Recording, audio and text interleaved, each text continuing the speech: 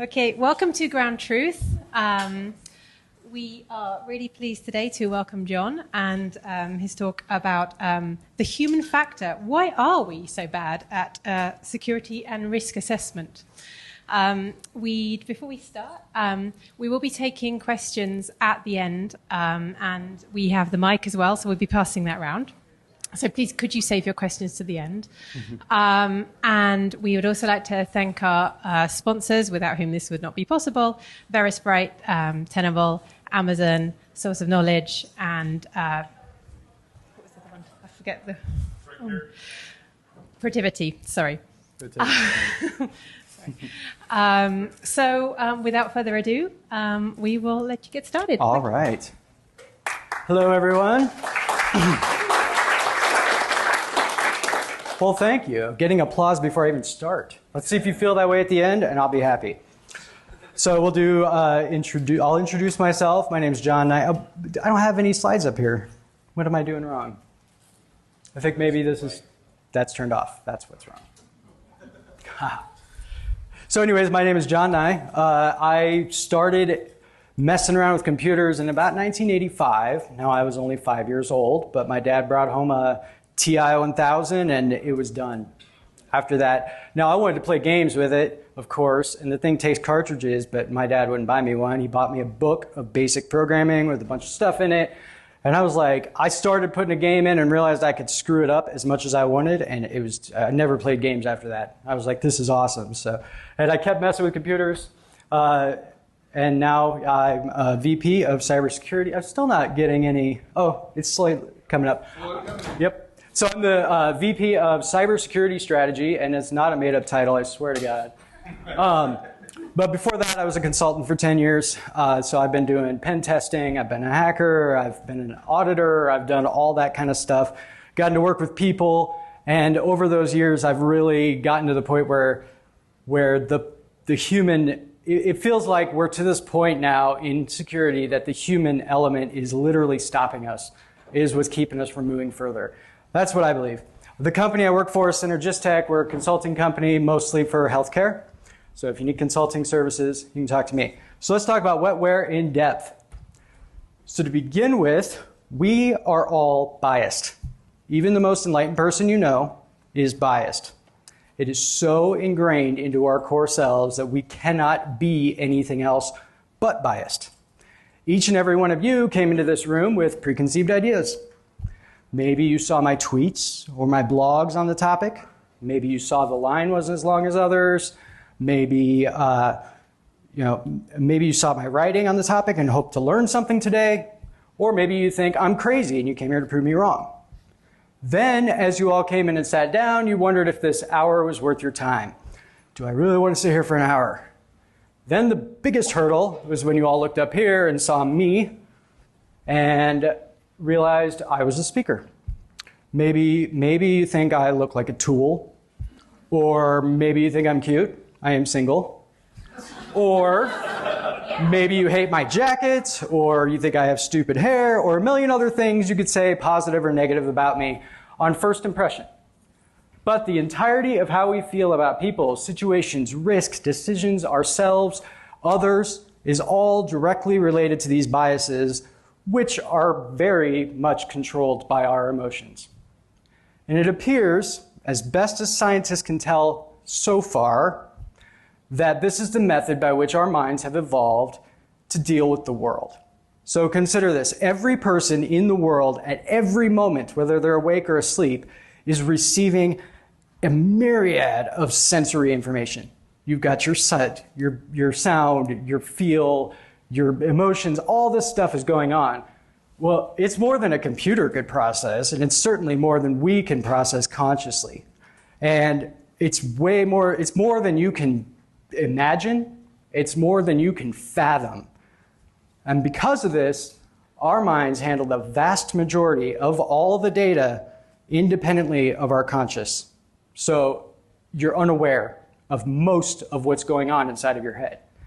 Now, we don't know what's going on, and so we're not inundated at all times. And it's only possible because our minds have found a mechanism to stay safe. And the mechanism is not trusting us. So your brain does not trust you to do things. So maybe it's time you stop trusting your brain too. What's the most important system on your network? That's what we're going to talk about today. To get you in the right frame of mind before we dive in, let's think about a recent argument or disagreement you had, or another situation where you had to convince somebody of something, anything. All right, now how many times has this happened? You come into the confrontation with significant, strong, and irrefutable evidence, but despite all logic and reasoning, your opponent has dug in their heels. They won't budge. I seriously doubt this is unfamiliar to any of you. We all deal with this all the time. We can all think of situations where somebody would not change their belief. And I'm not just talking about idiots who believe stupid things. I mean, I know lots of intelligent people that believe things that I can't fathom, that make no sense to me, and I have no idea how they believe it, but they're not going to budge, and they're not going to change. The question on the screen is rhetorical, but I hope you guys have thought about it, at least at some point. And in case not, the answer is humans. The most important system on your network is the people. So think of the times when you watch someone, despite all the evidence and warnings to the contrary, proceed to make an ill-advised or incredibly stupid choice. We've all seen it. In fact, if you use your 20/20 vision, your 20/20 hindsight, I guarantee every one of you in this room can think of at least a couple situations where you did something that you now know was just the dumbest thing you've ever done. We've all done something stupid like that, whether it's when you're drinking or what. In fact, there's a pretty good chance you'll probably have something like that happen this week, because we're all here in Vegas. But due to the nature of our minds, we're mostly incapable of actually seeing these seemingly obvious problems when we're in the moment. At the point of decision, all the logic goes out the window. I'm going to do my best to help all of you better understand people, the people that use your networks, including yourself, through this talk. And with the help of security and IT as a whole, I hope we can all make things better. We'll see. So these are the broad topics I'll cover as best I can. I have limited time, so I've done my best to try and finagle things so I can get to all the topics I want to talk about. Right now, this talk will introduce you to these concepts, but there's dozens of books, hundreds of research papers, and there is lots of scientists out there who are studying this right now, who are going on and trying to understand why the mind does what it does, why we think what we think, why we make the decisions we do. So if this interests you, please read some of the books I recommend, find more. This is not something that I can do by myself, because I'm not even the smartest person in this room. I'm sure of that. And we work in an industry that is incredibly full of very brilliant people. And if we can actually think about things and come together, we could actually make a difference. So we could do things like better security tools, more successful training modules, all kinds of things. Like Soylent Green, wetware is people. People are the single most important asset on any network. Computers, let alone networks, only exist because people use them. We don't have computers just for the sake of having them. People use them. And despite, or perhaps because of their best intentions, people are terrible at decision making. And by extension, they're bad at security. Now, are all of our user education efforts completely pointless? How can we better understand our users? How can we better understand ourselves? Knowing what makes people tick, that's the key to keeping them and our non-biological systems all secure. The best hope we have to move beyond the reactive security model that we are still using is to better understand and embrace the truths of the human component of our networks. But please keep in mind that this is a difficult journey. Our brains are full of little safety mechanisms that keep us happy and keep us oblivious. People do more unconsciously in a second than they do all day consciously. So our brains are working, but they're not very, and they're also incredibly good at making us believe that we're in charge.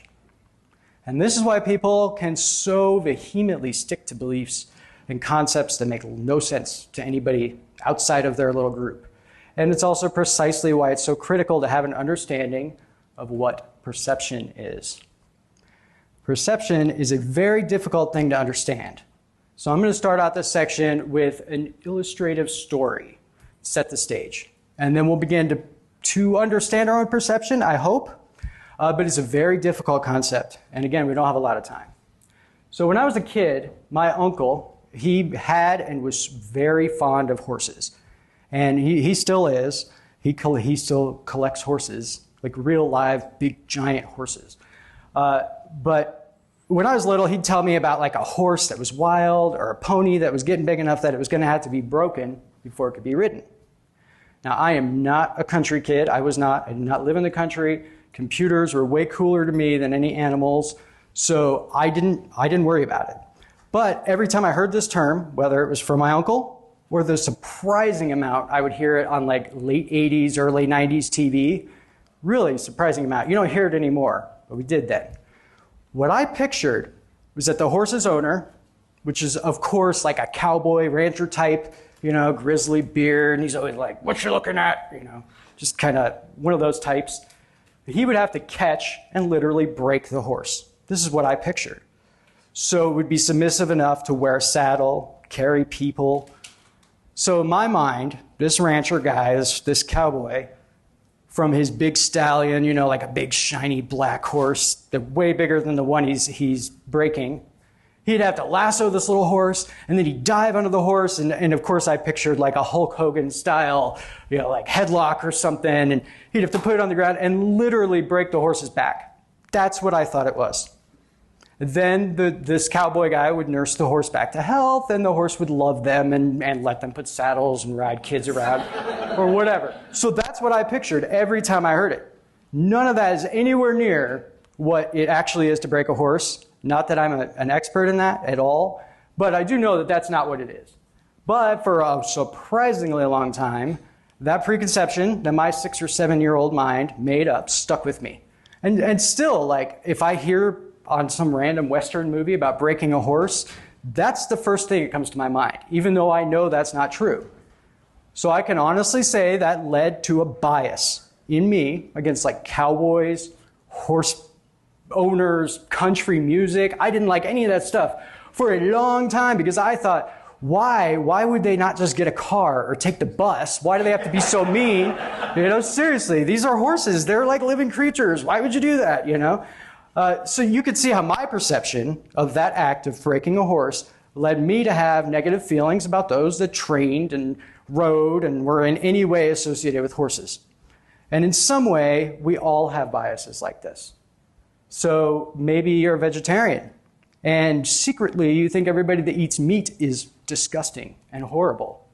Or one that's really common, and this is one I hear about all the time, is the bias people have against athletes that don't play on their sports ball team. And now they're horrible because they play for the other team until they get traded to your team, and then they're just fine or they're great. So these are just a couple of biases that we all walk around with all day, and they absolutely affect our perception of the world. And our perception is one of the most important things for us to understand. As humans, we have a very unique perception of the world. And the default setting of your perception is to be narrowly focused on your own point of view. So by default, the world does revolve around you. And that is the default. I'm not joking. Your brain, that's how it works. When I was younger, again, another quick story. When I was younger, I got to live near my grandfather, he was a professor in sociology. Unfortunately, I quit living near him when I was about 10, so I'd love to have had nice conversations with him about all this stuff, but I didn't get to. But one day, he took me out to lunch, which was exceedingly rare. I don't think I'd ever done anything alone with him, ever. And he proceeded to tell me all kinds of these, major life lesson things. But I was like 8 years old, so 99% of them just right in one ear, right out the other. I got no idea what he was talking about. But he did say one thing to me, and I don't know why it stuck in my brain, but since then, it's been like the secret to my success. It's kept me, it's helped me be a good pen tester. It's helped me be a good person, a good father. And that is that He said this, he said, John, remember, it's all about perspective. And if you understand that, you can understand anything. So if you understand that it's about perspective and that whatever anybody is saying or thinking or trying to convince you of, from their perspective, it might be the right thing. And you need to show them from their own perspective how that might work. Now, this is a room full of hackers, and I honestly think that this is something that hackers excel at, But we don't often get to use this beyond the need to approach software and systems from the view of an attacker. But we do that. That's why I got into pen testing. I love the idea of being able to step into the criminal's shoes and try and do things that weren't supposed to happen or find secretive ways to get through things. Super fun. But the same application of perspective, it can help us to understand our friends, our families, strangers, and, believe it or not, that ever elusive entity, the user. It's possible. Rather than berating users with security requirements, making it harder for them to do their jobs at every turn, it's time to work to understand them better and to present the most important information in a manner that makes sense to them from their perspective.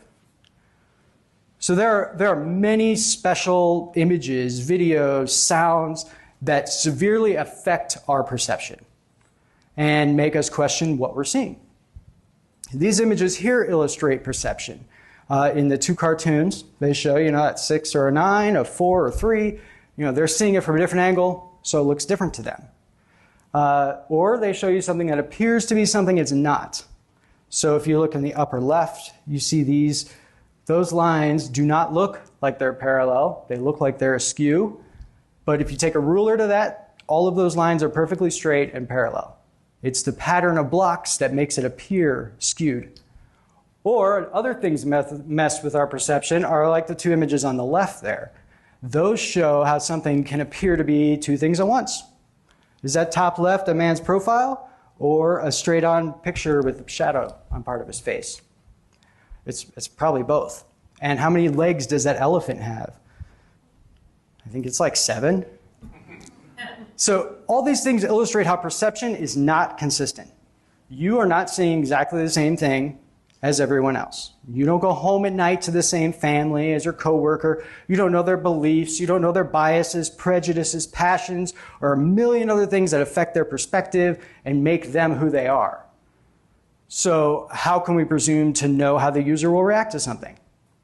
How about training? From the perception of those that design the training, it appears to make sense and be compelling and interesting. And now to some percentage of the population, that will be the case. They'll also find it intriguing, interesting, compelling, but not to everyone. What about the cashier that works in the cafeteria? Why does she care about her Outlook account? She definitely doesn't care if your organization gets hacked. But from her perspective, if she could avoid the loss of money, or her credit card was safer because of some action she could take, and if we did something like that, that would matter. That would affect her immediately. She would care. She would go home and she might change her passwords, set up 2-factor, and then that starts building habits. And habits are the most powerful thing that humans have. I know this because I smoke cigarettes. It is incredibly powerful, and all habits are that way, including habits of having good security hygiene. Our perception rules us, but it is also ours to rule. And this means that we live in a universe that is well and truly centered around ourselves. And if we want to reach the rest of the world, we have to consider our message, how we deliver it, but we can't stop there because we have to think about how people retain that information. Human memory, while amazing, is inherently unreliable. And our tendency to trust it is actually the cause of a lot of the problems that our society faces today. Fortunately, we have a long line, like a really long line, of amazingly insightful scientists and academics who spent their whole lives studying human memory. Because of this, you'd think that all these common misconceptions about our memory wouldn't be so prevalent. But they are incredibly prevalent. And I can tell you with absolute confidence that you can trust your computer's memory substantially more than you can trust your own. And if any of you have worked in forensics, that's not a good sign. Think about that. So memory is often mischaracterized as an accurate method of recalling an event. But like I was just talking about, our perception is unique for each one of us. So my remembrance of an event is going to be completely different than anyone else that was there. So this talk is a great example. For me, I'm going to remember all your beautiful faces, and I'm going to remember standing up here and sweating, whatever, all that stuff. You guys might remember this section, you might remember one of the gifts I show you, or you might remember whatever you're looking at on your phone, if that's what you're doing. And that's totally fine and makes sense. So it's different for each of us, and how we remember is really important to understand. To better understand, I'm actually going to talk about a really interesting study that was done. It was done at the turn of the century, this last one, so 1999. These two cognitive psychologists, Daniel Simmons and Christopher Chabris, they did a study to prove that when people focus hard enough on one thing, they get what's called inattentional blindness. Not intentional, inattentional, which is not actually a dictionary word, but it's in the medical dictionary. In this study, participants were shown a video of a group of people passing a ball around. And that's it. And they were asked to count the number of times the ball was passed by one of the teams, either the team in black shirts or the team in white shirts. I'm sure many of you have seen this, heard about it. It's definitely, it's common and it's a big deal. Now, at the end, they asked them how many passes were made. And universally, they were right. They got it, or at least within one number. They were all able to guess that. But after the first question, they then asked a series of questions that led with, what about the gorilla? And every single person that did this study was like flabbergasted. What are you talking about? What gorilla? Nobody had any idea. But halfway through the video, not really a gorilla, a person in a gorilla suit does walk into the middle of this. And if you don't know about it, you don't see it. So they were all confused. They didn't know what to do. And if you think about it, this has major implications for like witnesses and victims where there's no other corroborating evidence. We often misremember even the most unique things we do and the most unique things we see, and we almost always add details, usually in our own favor. So this study is like the epitome of the counterintuitive nature of our minds. So they've done tons of polls since then. I mean, we're talking like 20 years since this happened. In those polls, 90% of the people that responded said that they absolutely would have seen that gorilla. Now, having the knowledge of the gorilla, I'm sure they would have. But I'm going to play this for you. The sound doesn't matter.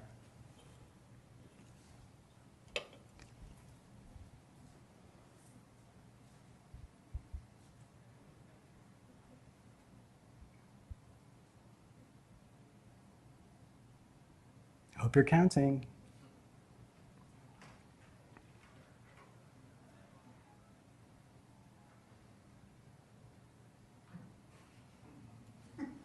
And there's the gorilla, which you all saw because I told you about it. But this is one he made in 2010. So there are some slight differences. So 16, maybe you guys got it right, and that's great. And you saw the gorilla. But oh, okay, so about half people missed the gorilla if they haven't heard about it.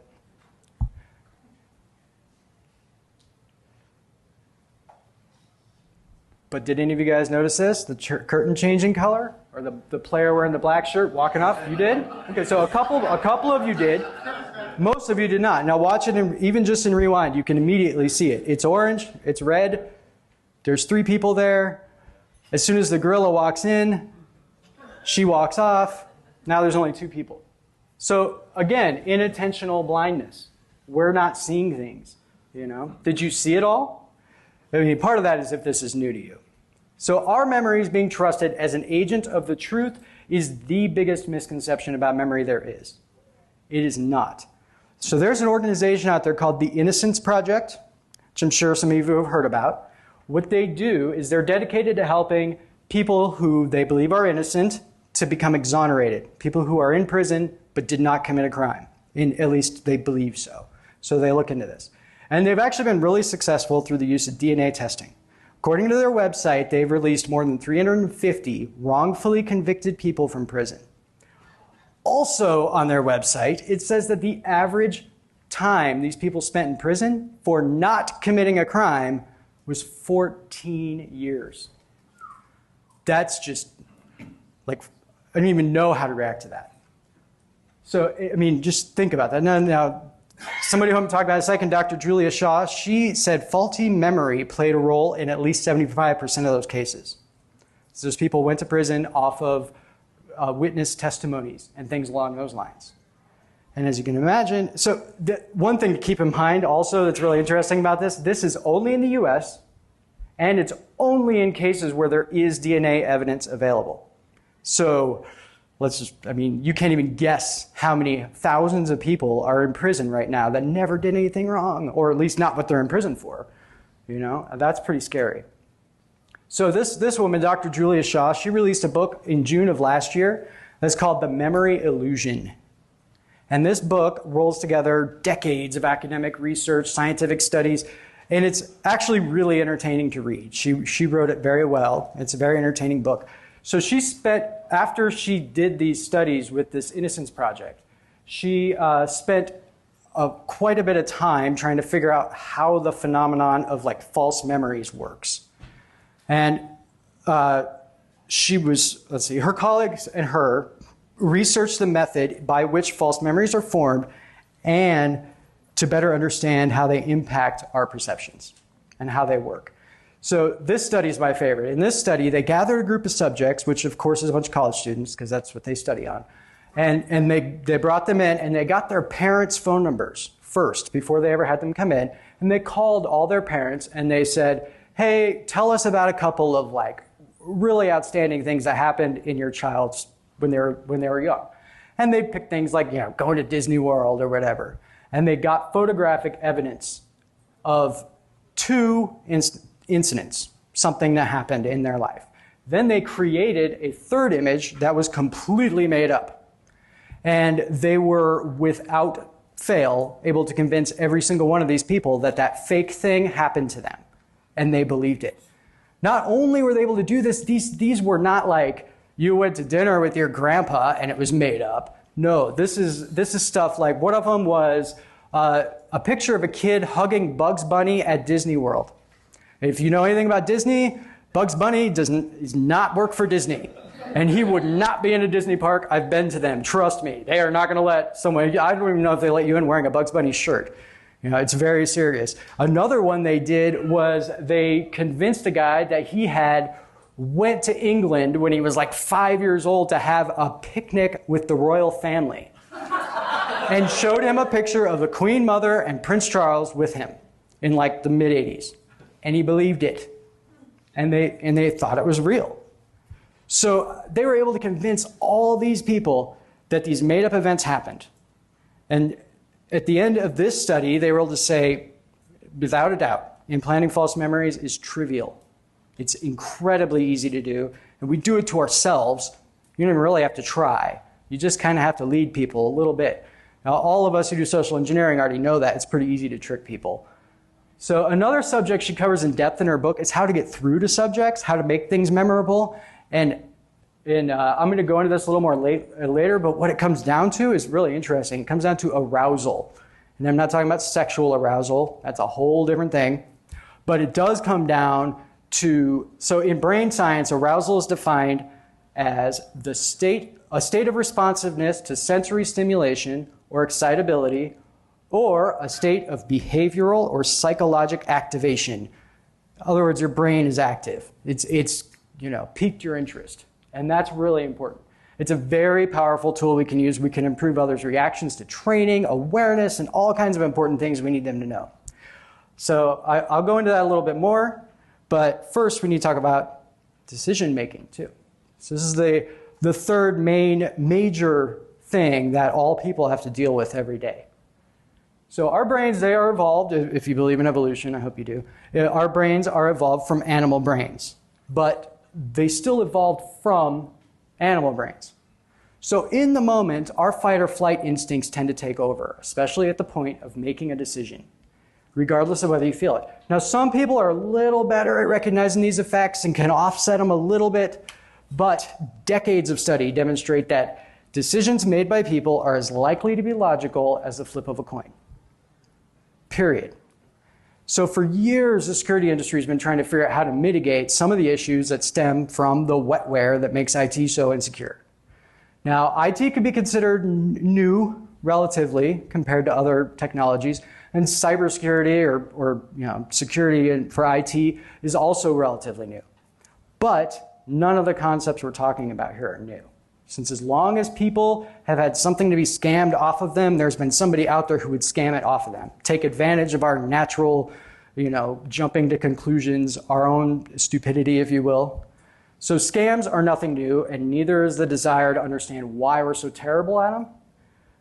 So a lot of psychological experimentation and research, one of the biggest reasons we're so terrible at identifying scams is the part of our brain we share most closely with animals, the fight or flight part of our minds.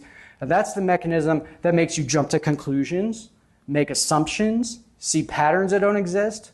And then we confidently use this misinformation to make decisions, leading to many of the problems we all face, like every day. This part of our brain is controlled by our emotions and physical impulses. So your glands and how you feel that day has a major impact on the fight or flight portion of your brain. And so it doesn't matter how much planning, how much logic we put into our decision-making process. When it comes down to the actual moment of making a choice, our subconscious makes that choice. Your fight or flight makes that choice, and it picks the choice that it feels, catch that word feels, doesn't logically understand this, it feels is least likely to cause regret. And by that, it means like you regret not doing something. I mean, regret is a pretty big term, but that's problematic in a lot of ways. For one, none of us are safe. This is a condition that literally affects every single living human, all of us. To shine some light on this, let's take a look at some groundbreaking discoveries that a neuroscientist named Antonio Damasio made a few years ago. He and his team were studying the parts of our brain that generates emotions. And what they did was they found a bunch of subjects to study who had brain damage to that part of their brain. So they could not feel emotion, which you might think that's kind of cool and be like a robot, But it wouldn't be. All of these people in the studies were able to see logic behind decisions. They could come to reasonable and optimal choices. They could talk it out all day long. And in theory, in their minds, they could do it. But when it came to the actual point of making a decision, almost all of them couldn't make one. And I'm not talking about buying a house or a new car. I'm talking about eating dinner. Not what to eat even, just should I eat? They could not do it. They had to have somebody guide them along. So they're literally unable to make decisions, and it's because their emotions aren't there. So that shows that despite all the logic, all our careful metrics, measurements, our emotional system takes over, and it delivers the choice that it feels is likely to result in the least amount of regret when it boils down to the actual point of decision. Emotions control our decision making. And if you watch this movie, it's a great one. All right, so much of the foundational research for all this was done by a psychologist named Daniel Kahneman and his colleague and friend Amos Tversky. Kahneman actually won the Nobel Prize in economics despite the fact that he's a psychologist, specifically for his research in the psychology of decision making. So it's real simple to see how this research can be related to the field of economics, but it can really be tied anywhere. You can tie it to marketing, security, warfare, all kinds of basically any vertical. But obviously we're here to talk how it relates to our field. And so security as a whole exists pretty much exclusively because of the people that use these networks and systems. If a system is designed to interact with something in a certain way, it's not going to try and find another way to interact. It's not going to circumvent that. So a computer talking to another computer is going to follow that rule. People, not so much. They're the ones that attack networks and systems, and people are almost always the reason that attacks are successful, whether it's an insider or somebody clicked on a phishing email or somebody put bad code. For whatever reason, it boils down to a person in the end. And somewhere down that line. So Kahneman and Tversky, their insights were a major wake-up call for the world of economics. When they first published their findings, the world of economics, the economists, all worked on the assumption that people are rational and will make rational decisions. They honestly ran the economy that way, and they were doing terrible, and they couldn't figure out why nothing made any sense and why people were doing the opposite of what they predicted constantly. And it's because, in reality, we are completely irrational. People are not rational, is what it comes down to. These guys talked about a lot of stuff, so much stuff that I couldn't even get into it. They've written, Kahneman wrote a book called Thinking Fast and Slow. It goes into all the details about this stuff. Highly recommend it. Some of it's controversial, but that's what you expect from this, right? So common sense, that is about as real as rational decisions. So Annette Simmons, she's the author of a book called The Story Factor, which I highly recommend. Talk about that in a minute. She says, people are unconscious of most of their behavioral choices. If you ask someone why he or she did something, they will give you a good reason, a rational sounding reason that has nothing to do with the real reason. As a rule, humans are not aware of making choices, much less why we make the choices. We do that way because it seems obvious. We've always done it that way. Someone told us a long time ago to do it that way, or we consider it the right thing to do. But, like I said earlier, once habit is in place, it rarely comes up for review. So if you can get good habits in place, it makes a big difference. So there is no such thing as common sense. I need you guys to stop saying that, stop expecting it. It's not there. Every single person is different. Their brains don't work the same as yours. You don't know them as a person. So these revelations, among a whole lot of others that these two came up with that we just don't have time to go into today, are the reason for the renaissance of economics in the 70s and the paradigm shift in the art of negotiation. Because negotiation before decision theory was, again, they thought that people were rational, and that didn't work. It changed how policy, especially like national policy, things like that, were written and how they were applied, and how it applies to different verticals. But, why do we care here in InfoSec?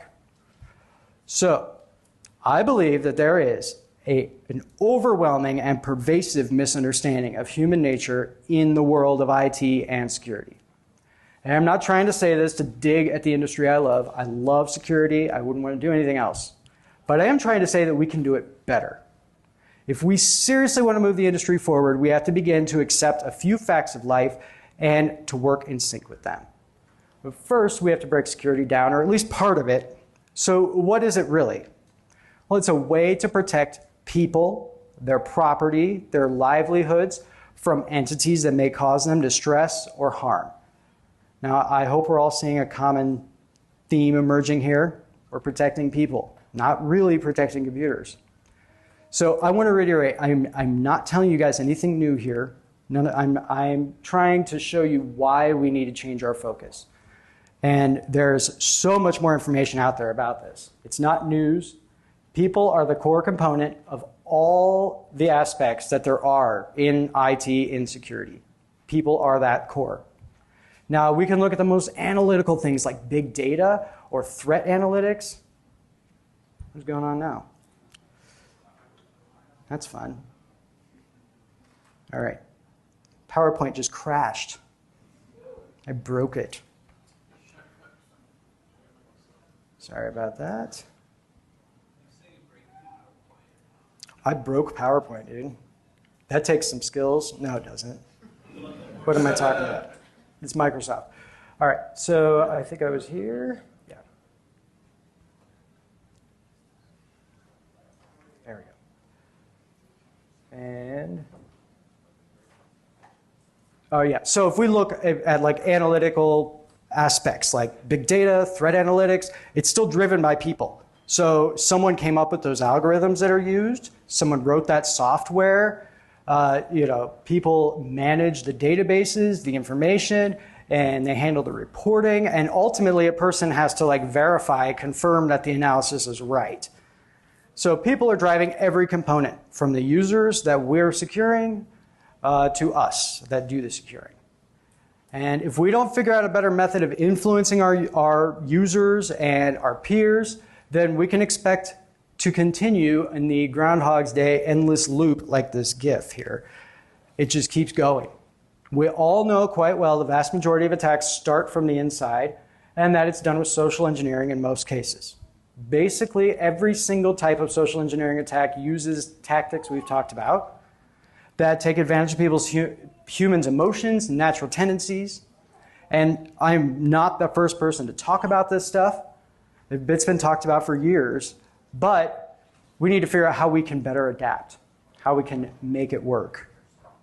So for all of human history, we've been trying really hard to make our lives better with technology.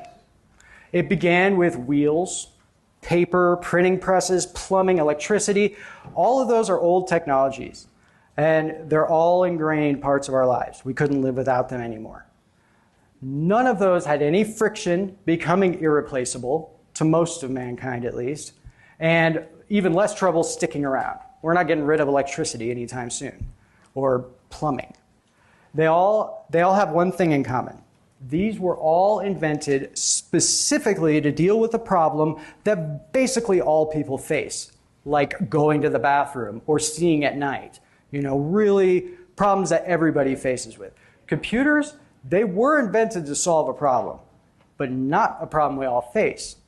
If you think about it, they were first invented to crack some codes in World War II. So that is not something we deal with every day. Some of us might have to crack codes on a regular basis, but normal people, like the regular population, no, they don't deal with that. So, we've done a great job of interjecting computers into our lives and all of its iterations. I mean, I couldn't live without it anymore. Most of us couldn't. We live without the internet, without our smartphones. But I think there's been too little focus on the human element. So they made computers, they're like, oh, well, people have to interact with these. Let's make a monitor and a keyboard and a mouse. All right, we're done. People can use it. Yeah. Okay. Obviously, we've gone beyond that. We have user experience. We have operating systems that attempt to be foolproof. They're not, but they try. So it affects all of us, the networks that we're charged with securing and the users, and that includes our friends and loved ones. Something to think about. So con artists have been using these flaws of the human for as long as there has been humans. As long as there's been people who can communicate, there's been con artists out there. What they're really good at doing is fooling people into thinking that something is their own idea, or that the con, or the idea, is much more beneficial to them than to anybody else. So either way, they've convinced them of something that's not true, and it's virtually indistinguishable from the tricks that worked for centuries, for all the con artists and thieves. And the primary key to success of these methods is to convince the mark that whatever the plan they're being swindled into is their own idea, or it's much more beneficial to them, and that's including the person instigating it. Man, why am I having all these problems today? Anyways, there are, it died again. This is insane. I practiced this thing like 50 times. Didn't have this problem. Sounds about right. Yeah, somebody hacked into my computer, right? I have all the radios turned off. How'd they do that? I'm just kidding. All right. Means it's air gap. Yes, that's exactly right. All right, so I think we were done with that one. We're almost done. All right, so what we need some remedies. So we've been building our security solutions on false assumptions for long enough. Now, how can we expect to secure something as irrational as people? The answer is easy. We do what the field of economics did 40 years ago when Kahneman and Tversky first shared their findings with the world. We change our assumptions. We no longer build our models, our software, and our computers on the assumption that people will make logical choices. Now, it doesn't mean we have to change everything. It doesn't leave us in the lurch because basically we're not completely screwed. If you think about this, all of us, I hope, have had that feeling that something's not right, that like hidden itch. That's what it is. We're not dealing with the human element right.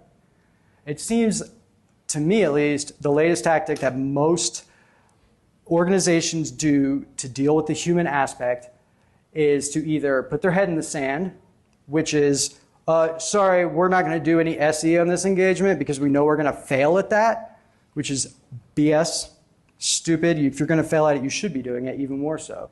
Or they throw more technology at the problem, like remove capabilities of users, like, temporary VMs or whatever other crazy measures you guys have seen out there. But we got to change our baseline assumptions. We have to accept that people, all of them, are fallible and probably not paying that much attention. So maybe we need to approach the problems we're facing from a different angle. The most obvious area to which these concepts are applicable is, of course, the evil words, user awareness training.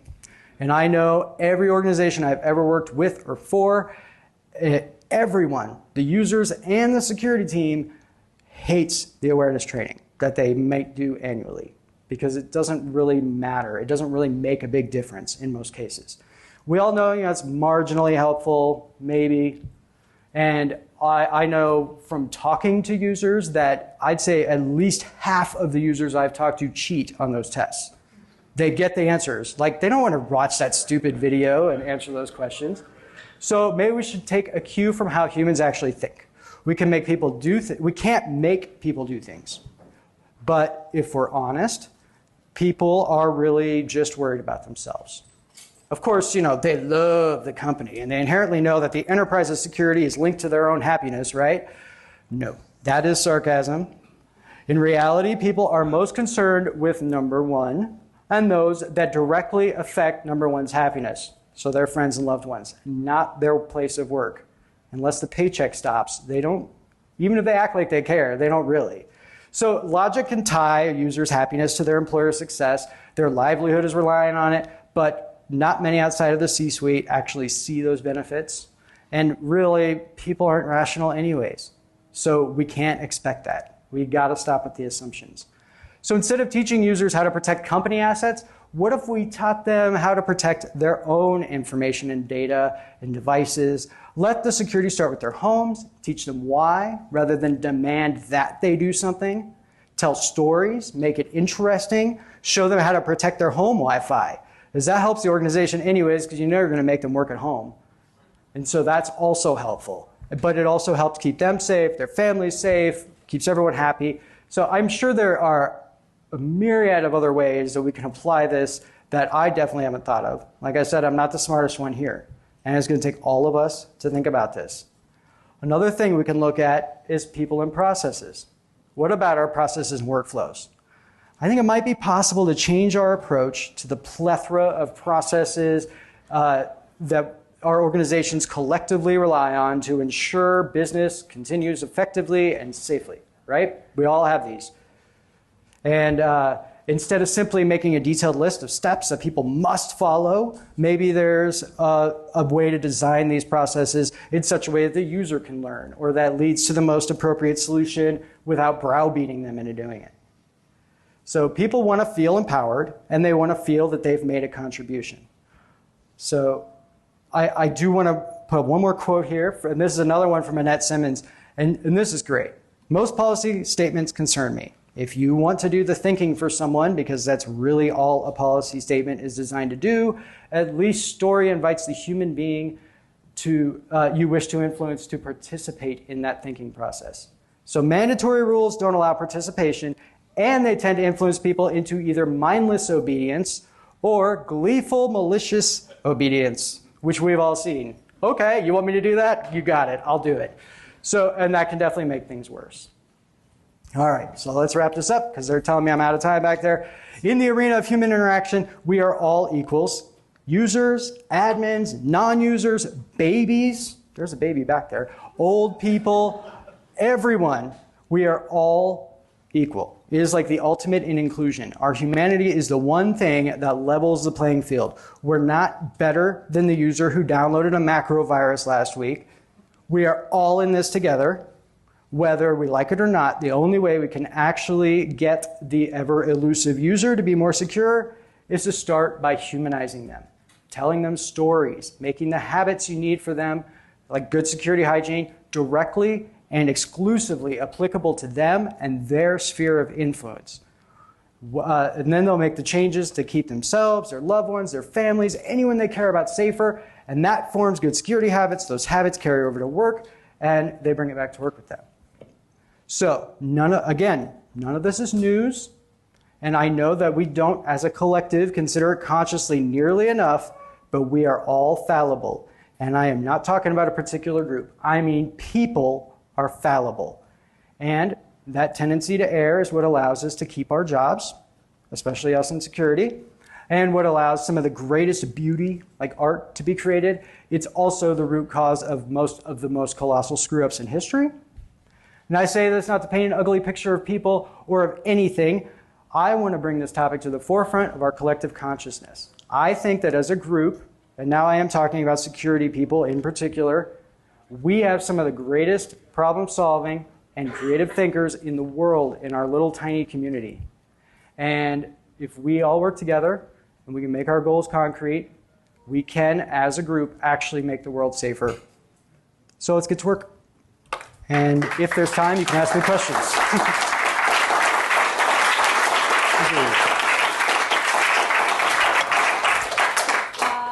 Is there time for questions? Okay. There's a hand. Hopefully I can answer him. I'm not a psychologist. I want to make sure you know that. No worries. As a VP for your company, you've probably been responsible for setting the direction of probably some or many of these. I'm more of they call me a SME. I do stuff like this. Gotcha. I don't manage anybody. It's kind of nice.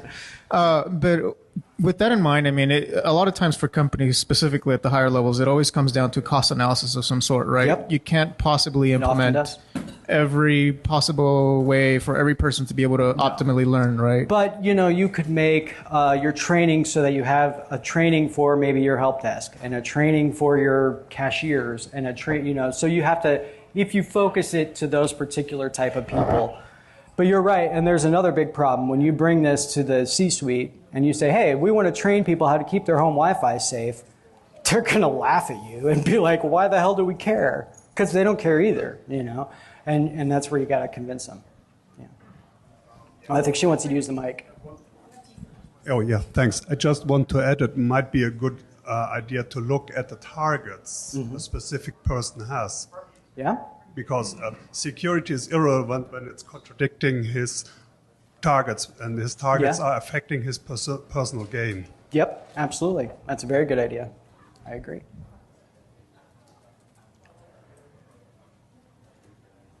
And you guys can find me on Twitter at endisnigh_com. Find me there, ask me more questions. Go ahead. So just to make sure I understand, when we're giving our security awareness training, rather than telling users you got to use a strong password, storyfy and give them talk about an exploit or talk about some kind of fact, so they or even bring it somewhere else. Like you wouldn't leave your doors unlocked, and you would put a decent lock on your front door of your house. Something that they can really relate to, and that's what's important. So humanizing it and making it so that it's personal. And that makes the biggest difference. those analogies, story analogies. Exactly. And that's where that book, The Story Factor, Annette Simmons, I'm telling you, if you guys do security training of any sort, read that book. It's fascinating and it's true. All those stories work. Anyone else? All right.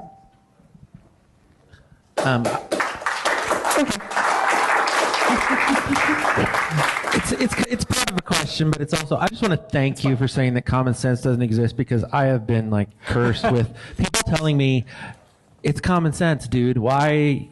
How hard could it be? It's no just such common sense, and it drives me nuts. And then the second thing is there a way to train my children so that they can, like, when I ask them why they did something, they can actually know why they did it? That's something I've been trying to figure out too. You know, I mean, that's part of what got me so interested in this, is having kids, you know, and getting to see how they react and how they act to things. And yeah, it doesn't make much sense because they're irrational, just like all other people, you know. Kids just can't even express why they're irrational, you know. Of course, we can't either. We don't even know we are. So. That's all right. We're all going to go make some irrational decisions and drink a bunch, right? Because we're in Vegas. Gamble a little.